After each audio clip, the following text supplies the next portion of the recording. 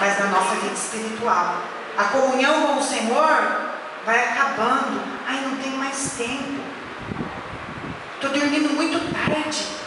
Às vezes estou acordando muito cedo, estou acordando muito tarde, não dá tempo de eu fazer nada.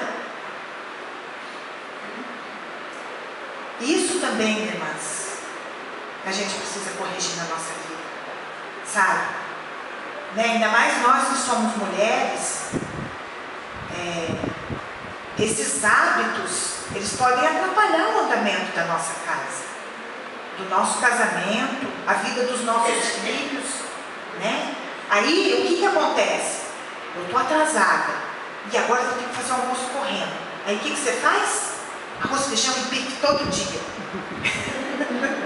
Porque é pôr na frigideira, virou para dar 5 minutos. Está prontinho.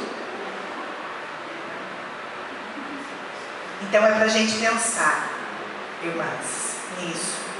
Nós precisamos ter hábitos saudáveis.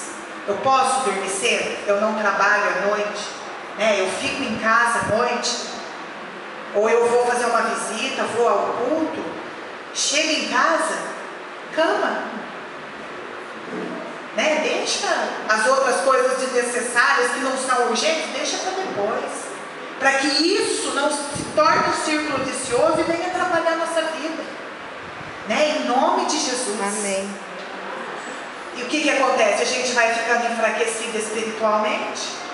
Quando vem, né, uma coisinha ali, uma lutinha, uma tribulaçãozinha, o que acontece? Eu não suporto aquilo ali.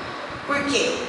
Porque o meu espírito está fraco, porque a minha carne está fraca também, né? Aí vem a depressão, aí, ai, não tem mais jeito, nossa, não tem mais saída para mim.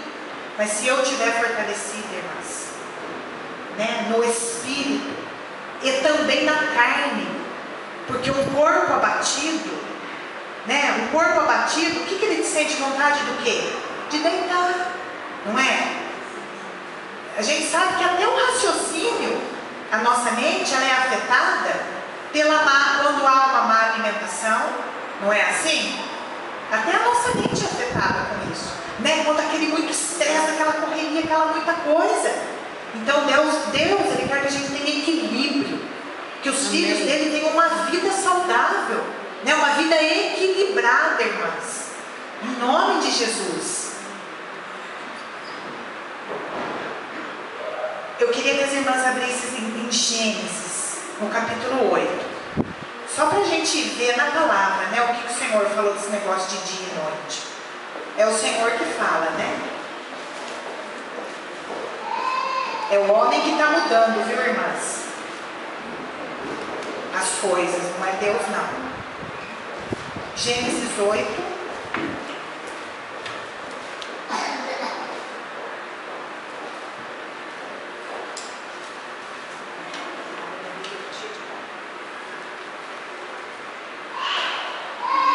Alguém pode ler o versículo 22?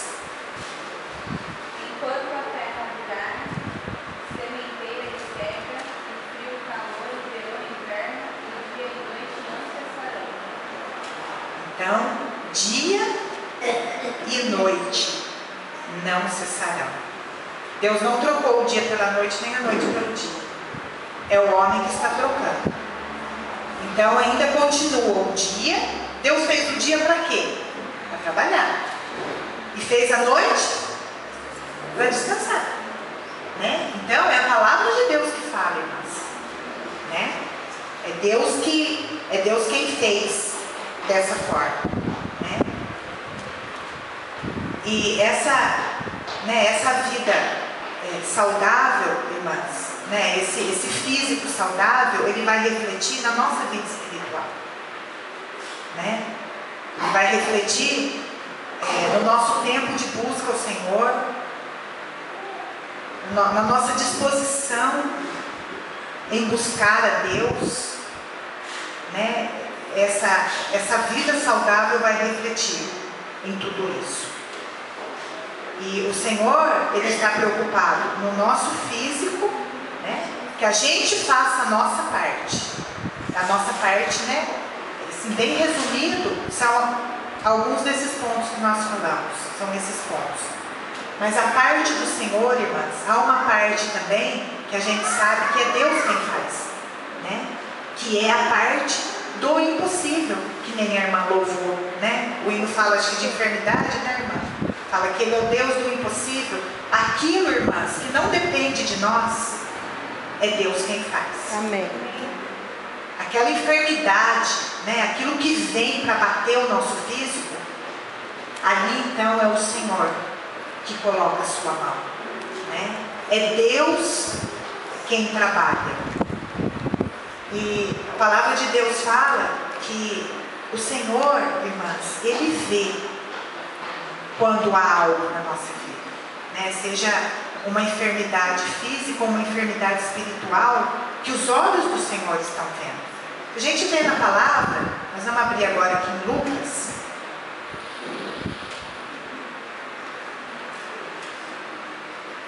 no capítulo 13, nós vamos ler aqui um versículo que fala como que o Senhor se importa com a nossa vida, né? Como que Ele nos vê não como uma multidão, apesar de ver os seus filhos como um todo, mas Ele vê cada uma de nós em particular. Acharam, irmãs? Lucas 13 é a passagem da mulher encurvada.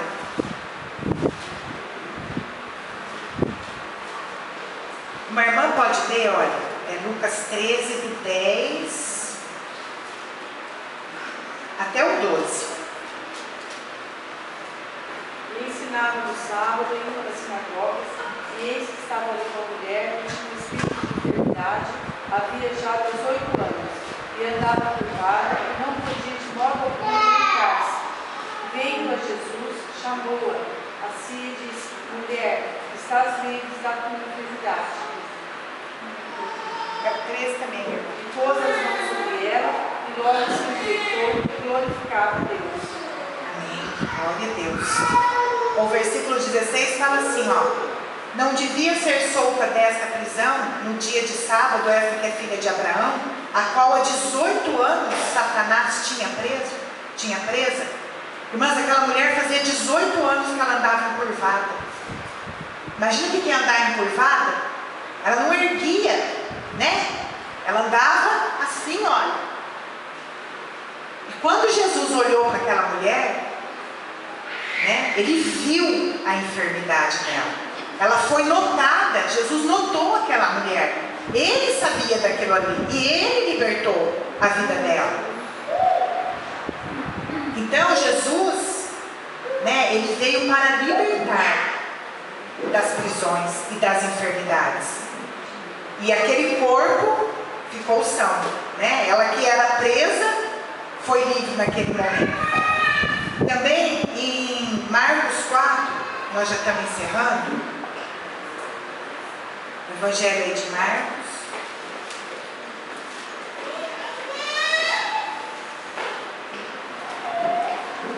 Capítulo 5.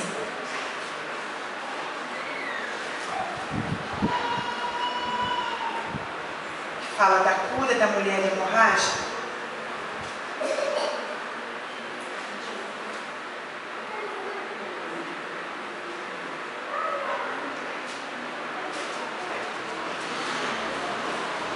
Nós vamos ler aqui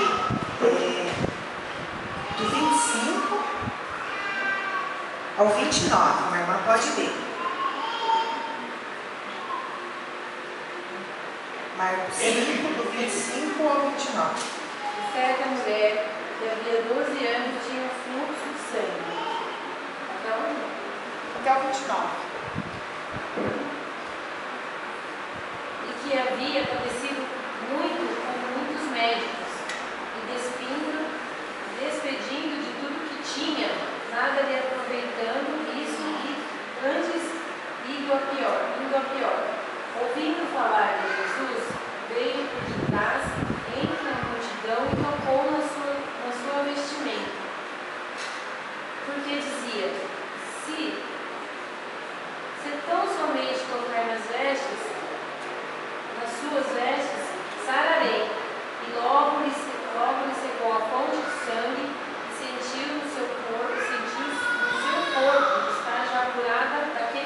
Amém. Amém. Glória a Deus. Irmãs, aqui tem duas situações.